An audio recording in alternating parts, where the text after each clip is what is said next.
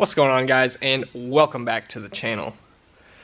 Today's video, we're going to be putting a starter in that little Saturn back there.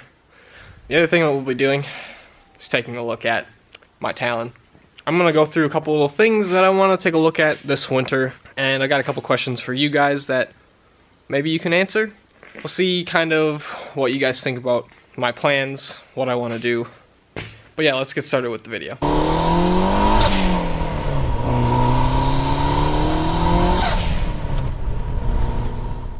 Alright, so first things first, we gotta do this starter, because I'm sick of this car not starting. I made it to work one day this week. I didn't have any problem in the morning, but then after work, when I tried to leave, yeah, my car wouldn't start. It took me like probably 5 or 6 minutes to finally get it to start. You know what? Wait, let's back up a second. You guys don't even know about this car. Yeah, we have another Saturn. I picked up this one 2 weeks ago now. I picked it up needing an intake manifold. I'll show you real quick. It's a 2001 Saturn SL2. It's got the twin cam motor. It's pretty clean. It's got all new tires on it. Interior's alright. It's not terrible. I've seen a lot worse. Drives nice. So basically when I got it, there was a cracked piece of plastic on the intake manifold. And the intake manifold, like I just said, they're plastic on these SL2s. So there's a spot where the coolant runs through them and there's a hose that connects, and they always crack. I already had an intake manifold sitting on the engine from the wagon that I pulled out, so I swapped those over. Been driving the car ever since, but you know, just working through the kinks. It's been sitting for a while, so typical with these Saturns that I get, I usually have to work through the kinks on them and just fix random things that I get. So I'll show you. There's this little spot right here. So this is a hose right here for coolant. This was completely broken off, and then right here, this part as well, there's like epoxy or whatever they used, I don't know, but this was cracked and it was leaking out, and coolant runs through that, so it was dumping coolant everywhere. It was so bad that I actually needed to like go get a car dolly and tow it. I started it up for about a minute thinking that maybe I'd be able to drive it home, and no, it dumped out like literally all of the coolant that was in the coolant reservoir, so that wasn't gonna happen. It's all fixed.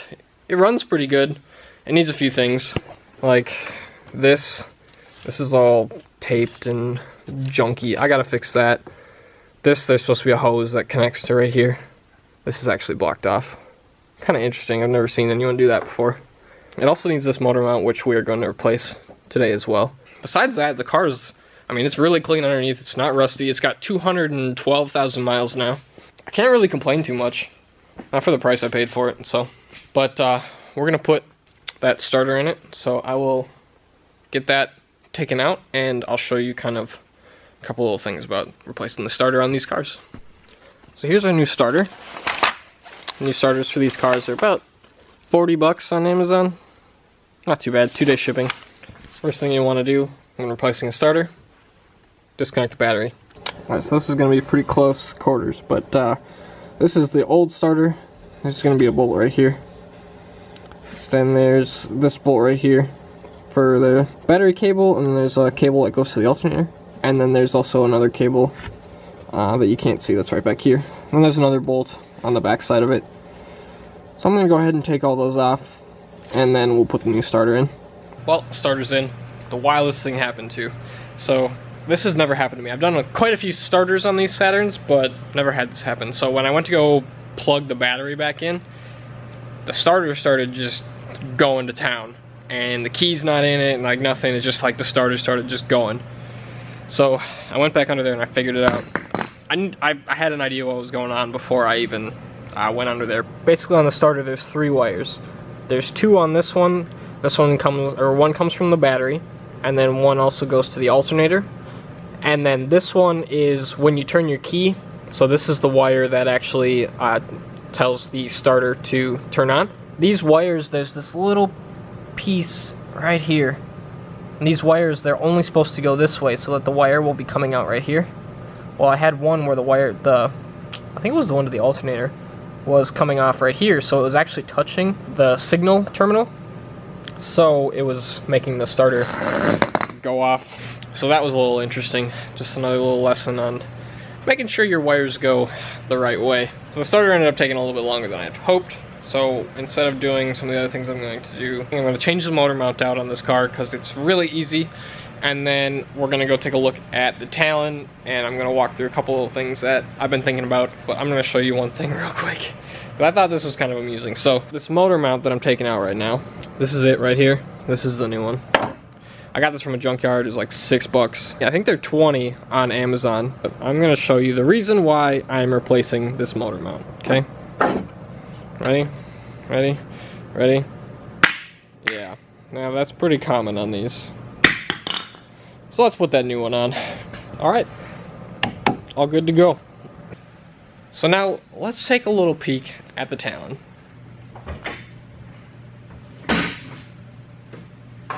So it's been a little while since we've really looked at this thing or talked about this thing. Some of the things that I want to do to this car this winter, while I have everything apart, is going to be like painting, cleaning, stuff like that. Stuff to make the engine bay a little bit nicer looking and a little bit more professional looking. When I put this car together last year, it was pretty much we got it together, it's running, I just want to drive it. And that's what I did. And I drove it, I worked a lot of kinks out of it. We're still going to need to work some kinks out of it, as you guys I'm sure know. But that's okay. Now that most of the big stuff is done, I know I have to rebuild my transmission, which is a big thing, and the head gasket and whatever, but the car runs. I know it runs. So most of the big stuff is done for the most part. Now I want to start working on some of the other little things to make it a little bit cleaner. So let's go through some of that. Right here, my water pipe. This is powder coated chrome. I'm going to put a new water pump in this thing because this one's like a used water pump that came with the engine, and I'm going to put a new one in.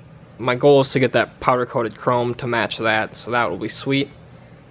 My cam gears, as I'm sure you've seen, that paint is gross. It's already chipping off and stuff. I can literally take it off with my fingernail. So I want to powder coat those, but trick will be I can't powder coat this surface, so that'll be interesting.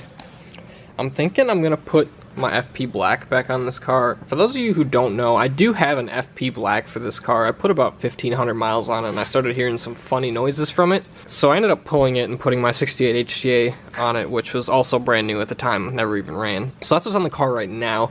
I'm thinking, since I don't really know what's wrong with the FP Black, I'm gonna just throw it back on since I'm gonna have the engine out anyways. I'm gonna run it again. I'm gonna see if it makes the same noises. If it does, it's really not that hard. It's a couple-hour job to swap the turbo again. I'm just gonna run it. I'm gonna see what happens. The turbo has side-to-side shaft play, as Force Performance turbos do. The 68 HJ does as well. But there's no in and out play. There's no weird noises or anything. It does squeak a little bit. I should get a video of it for you guys. Maybe I'll put that in right here.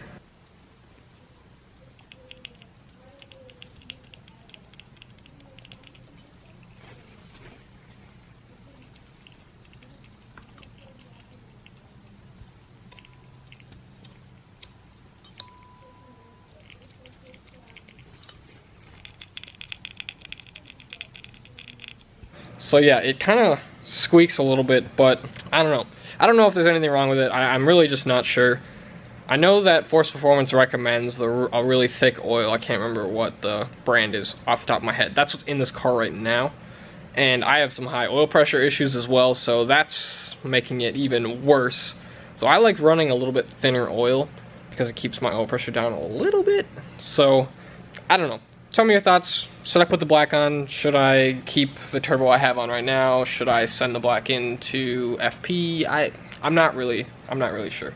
So any insight you guys have, I'd appreciate it. One of the other things that I want to get done with this car is painting some of the trim pieces. This piece right here, the windowsill piece, on all 1Gs, they're all kind of faded. Actually, most of them really, they peel off and they're silver. You can see the silver starting to show through on this one. This one's still in pretty decent shape, but I'd like to try to repaint this. I don't know what trim paint to use though. So if you guys have ever done this, like, I don't want it to be shiny quite like this. I want it to look, you know, more like this. Like, you can tell there is a little bit of a difference. It's pretty close. I don't know. What trim paint should I use? Give me any insight that you've had, because I need to do this as well. This is super faded. Same here as well. This one's a lot better. But still, I don't know. Tell me what you think. This needs to be repainted as well. There's a couple little things, but all pretty minor.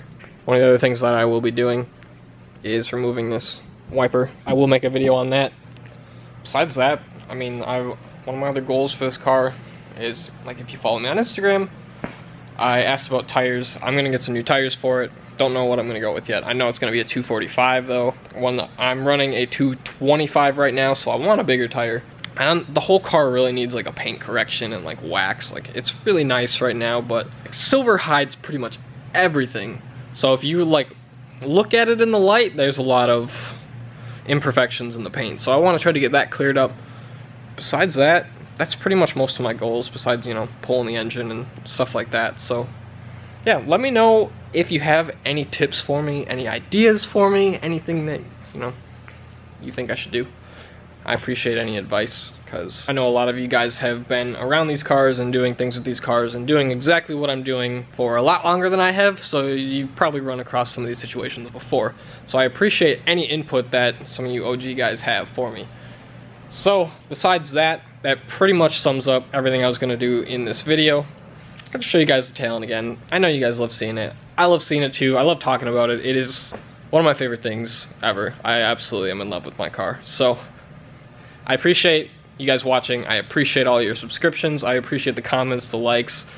I'm so excited to just get started working on it again and bring you guys along with that whole adventure, because this car really is a hell of an adventure. I hope that you enjoyed the video. If you haven't already, please hit that subscribe button. Thanks for watching, and I hope to see you in the next one.